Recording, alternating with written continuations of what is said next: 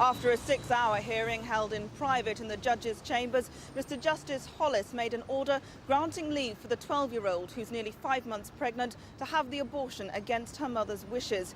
The order was made taking into account the interests of the child and expert medical evidence. The schoolgirl, who can't be named, is just 5 weeks away from the accepted deadline for an abortion of 24 weeks. She was made a ward of court last Thursday when Hillingdon Social Services intervened after the girl's mother insisted her daughter should go ahead and have the baby. The case is thought to be the first of its kind involving a child so young. Hillingdon Social Services didn't believe the girl was capable of looking after the baby. A state-appointed legal representative gave evidence in court on behalf of the child.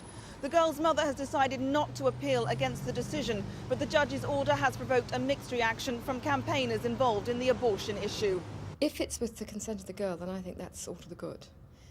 If not, then I presume that the main evidence must be medical and social, and I think on the whole it's a correct decision.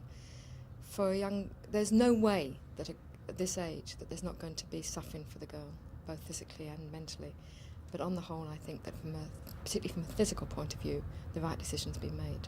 I think that the ruling is a triple tragedy. It's a tragedy for the mother. It's a tragedy for the grandmother, who was quite willing to bring up the child, and it's also a tragedy for the unborn child, who can now be aborted. But she's incredibly young, she's only 12.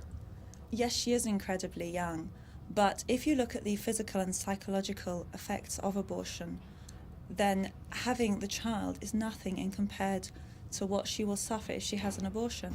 Hillingdon Council said tonight the schoolgirl will live with her grandparents and will receive appropriate counselling and therapy.